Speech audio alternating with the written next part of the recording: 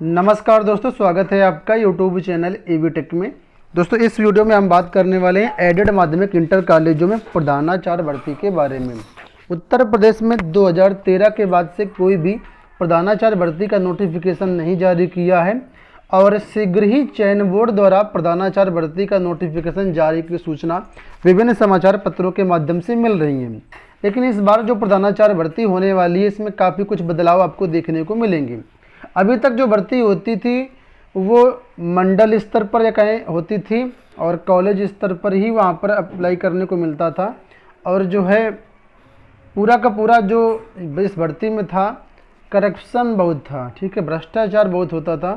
तो अब इस भर्ती प्रक्रिया को जो है लिखित परीक्षा के माध्यम से कराया जाने का निर्णय लिया गया है। हालांकि अभी शासन स्तर पर अंतिम मंजूरी अभी इसको नहीं मिली है, लेकिन शिक्षा निदेशालय से ये सारा प्रोसेस हो चुका है और सरकार तक ये चीज़ें भेजी गई हैं। तो आने वाले टाइम पर संभवतः 99% इसी आधार पर आपकी भर्ती होगी। आप लोग जानते होंगे माध्यमिक शिक्षा में ठकुराई गुट को, ठीक है, उनके द्वारा प्रस्ताव दिया गया था और उस प्रस्ताव को जो शासन के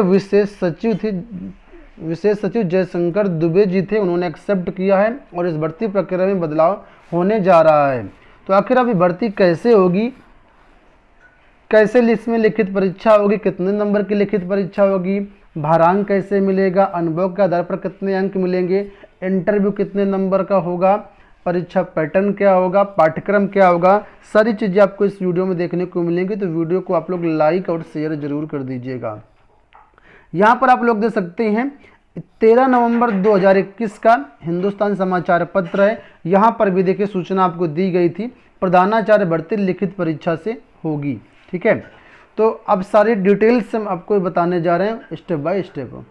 तो दोस्तों यहाँ पर आप लोग देख सकते हैं उत्तर प्रदेश माध्यमिक शिक्षक संघ ठकुराई गुट के जो प्रदेश महामंत्री हैं लालमणि द्विवेदी जी, उन्होंने 18 जून 2018 को ये पत्र उत्तर प्रदेश माध्यमिक शिक्षा सेवा चयन बोर्ड को प्रेषित किया था भर्ती प्रक्रिया में बदलाव के बारे में। और अभी हाल ही में अक्टूबर में शासन से वार्ता हुई है, ठीक है, विशेष सचिव की अगुवाई में।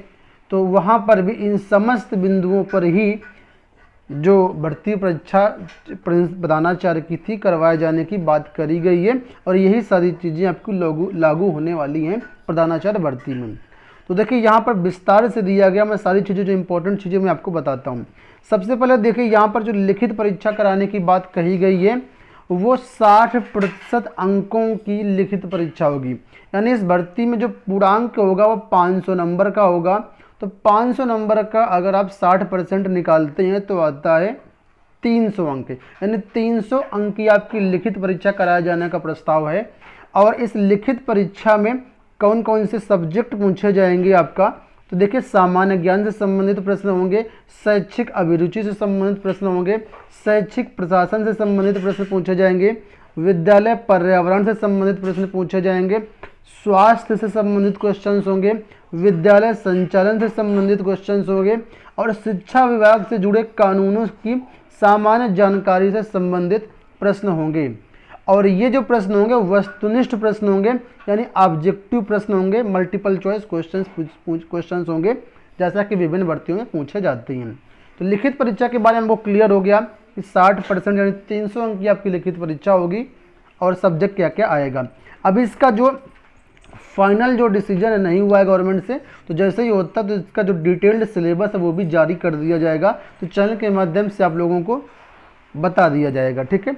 अब देखिए लिखित परीक्षा आपको समझ में आ गई 60% की होगी।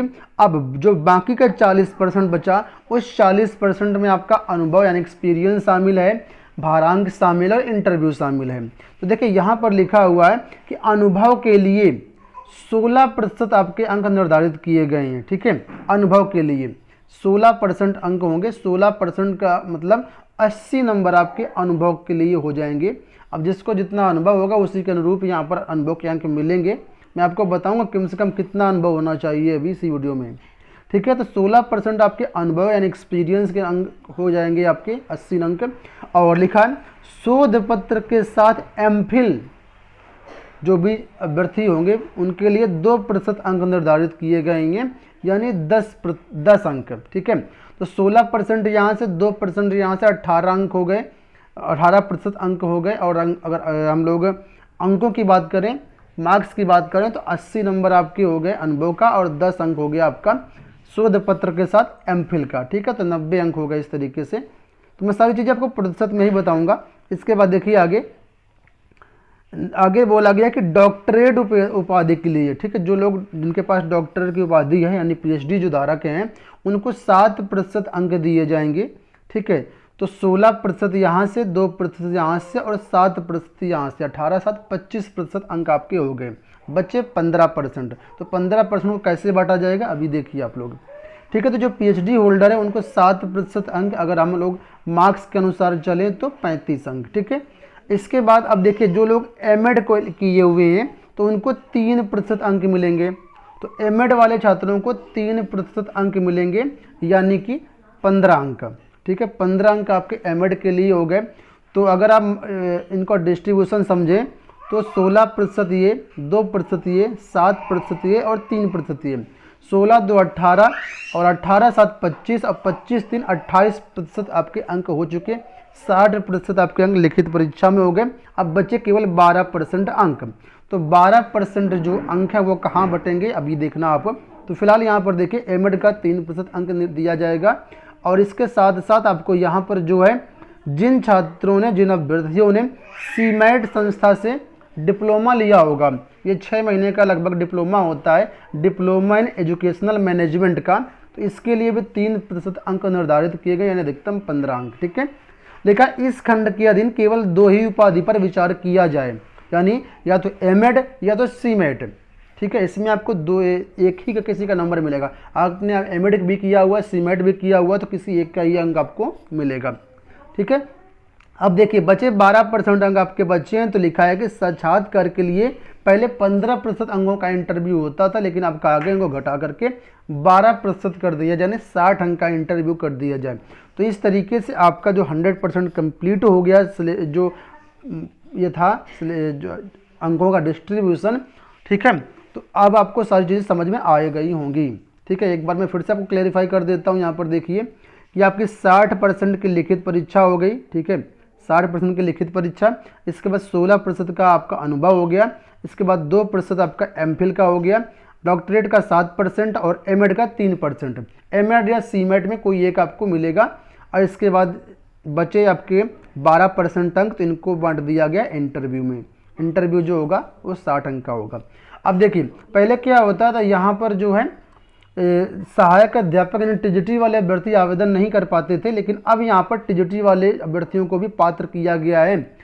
ठीक है, देखिए यहाँ पर लिखा है इंटर कॉलेज के प्रधानाचार्य के लिए न्यूनतम 4 वर्ष का शिक्षण अनुभव रखने वाले प्रवक्ताओं को साथ में टीजीटी को भी आवेदन करने का अवसर प्रदान किया जाए। यानी अगर आप टीजीटी के रूप में चयनित हैं या पीजीटी के रूप में चयनित हैं तो आपको 4 वर्ष का न्यूनतम अनुभव आपको होना चाहिए। ठीक है, तो अनुभव के बारे में भी बात हो गई। अच्छा, यहाँ पर पहले जो भर्तियाँ होती थी मंडलवार होती थी, तो अब देखिए इसको भी समाप्त किया गया। लिखा है कि ये मंडलवार विज्ञापन ना निकाल करके अब प्रदेश स्तर पर विज्ञापन निकाला जाए। प्रदेश स्तर पर भर्ती हो, जो मेरिट वगैरह बने, ये सब कुछ प्रदेश स्तर पर ही हो। ठीक है, तो ये सारी चीज़ें हैं। अच्छा, आगे देखिए लिखा है कि यहाँ पर जो आपका फाइनल सिलेक्शन होगा, फाइनल सिलेक्शन जो होगा अंतिम मेरिट के आधार पर होगा। ठीक है, जैसे मैंने बताया कितने कितने प्रतिशत अंक डिसाइड किए गए, उसके आधार पर फाइनल मेरिट बनेगी और उसके आधार पर फिर बाद में संस्था आवंटन आपका किया जाएगा। और संस्था आवंटन के बाद आपको जो 60 दिनों का सवैतनिक ट्रेनिंग की भी बात की गई है यहाँ पर, कि आपको 60 दिन के 2 महीने की आपको सवैतनिक ट्रेनिंग और प्रशिक्षण, यानी इस ट्रेनिंग पीरियड के दौरान आपको वेतन वगैरह भी मिलेगा। तो ये सारी चीज़ें दोस्तों लागू होंगी आपकी नई प्रधानाचार्य भर्ती में। और इसका जो ज्ञापन है वो जो सारा चीज़ें प्रोसेस में चल रही हैं, बहुत शीघ्र ऑफिशियल पुष्टि हो जाएगी। गवर्नमेंट जो अभी नियमावली है उसमें संशोधन करने जा रही है। उसके बाद जैसे संशोधन हो जाता है तो फिर आपकी प्रधानाचार्य भर्ती 2022 आपको देखने को मिलेगी। सब कुछ ठीक ठाक रहा तो दिसंबर लास्ट तक आपको विज्ञापन मिल सकता है, या फिर आने वाले टाइम पर 2022 में आपको विज्ञापन मिलेगा।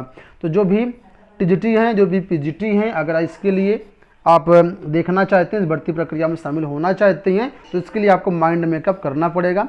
वीडियो पसंद आया हो तो वीडियो को लाइक और शेयर जरूर कर दीजिएगा। फिलहाल इस वीडियो में इतना ही, धन्यवाद।